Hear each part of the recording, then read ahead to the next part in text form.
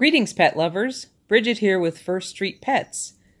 Today, I'm going to read the third and final installment of the 6 Jack Russell Terriers in an apartment series. This one is called Vaccine Clinic.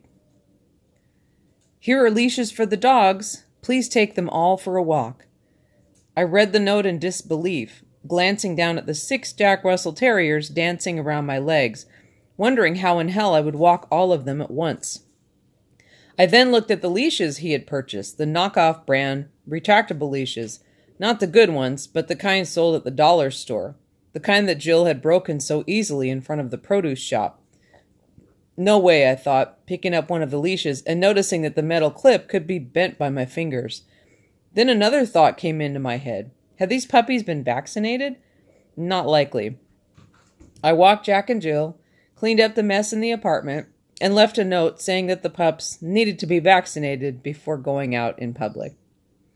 Carlos was surprisingly responsive to my note. On the next visit, I found a flyer for a vaccine clinic in his area and a pile of cash to pay for the shots. On the given day, I loaded up the pack in my truck and hit the road.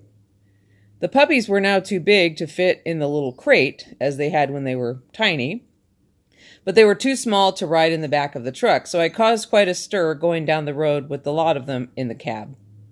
It's a short trip, I thought. What could go wrong? What indeed? Standing in line at the shot clinic, I marveled at my lack of sanity. There were quite a few people there, many of whose dogs obviously didn't get out much. I had the bad luck of getting in line behind a woman with a tiny, terrified white poodle, and in front of another woman with 2 very large, very excited young German shepherds. I had Jack and Jill on leash and hoped that the person administering the shots could handle the puppies in the truck. Standing in that mayhem with 2 dogs was already more than I could handle. The German shepherds clearly wanted to eat the white poodle, and they were straining at their leashes, ears pricked forward, barking in high-pitched voices.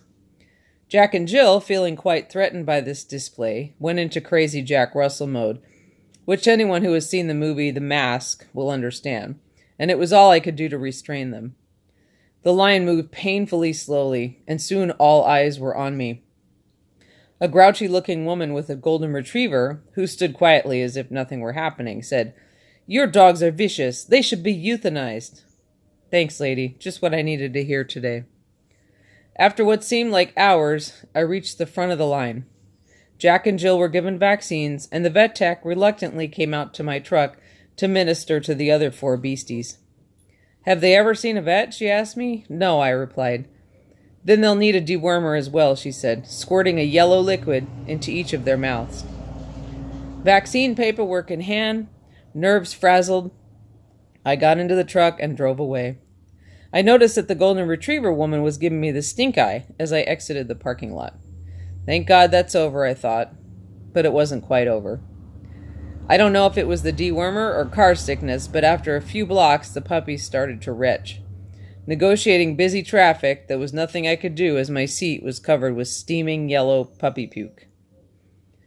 The next day, I pulled up to the apartment complex, truck cab, still stinking of puppy vomit, despite my cleaning efforts. I was greeted by an excited pack of terriers milling around and looking up at me with adoring eyes. I waded through them to the table with the leashes and the notepad, and I was stopped in my tracks. "I miss you," the note said. Wait, what? Why did he write that? I ignored the comment and wrote a banal response about walking the dogs. The next day, the sentiment was repeated, along with an invite to the movies. Oh God, I thought, no, it can't be. Carlos? I sat, or rather fell down on the couch, as the realization hit me. How naive am I? I just thought he was friendly. I looked around the apartment and envisioned myself sitting on a pile of dirty laundry, eating Chinese takeout from the container, sleeping on an air mattress on the floor, and hanging out with 6 Jack Russell Terriers. No, that's not going to happen, I thought. That night, I called a friend of mine who also did pet sitting in the area. I explained my plight in all the gory details. I said, this guy's a real pain, but he always pays and leaves big cash tips. On that note, she agreed to take over the job. The next week, I said goodbye to Carlos and returned his keys, trying to be as nice and polite as possible. He was disappointed, of course, but graciously accepted my decision. During my time spent with the dogs, I had become quite attached to them, and to one puppy in particular, the big male with the black face. Assuming that they would be placed in new homes soon, I asked if I could take him for my own. Carlos hung his head. "I know you would take good care of him," he said, "but I just can't part with any of them. They are my family." Thank you for listening. I hope you've enjoyed these stories. Stay tuned for more.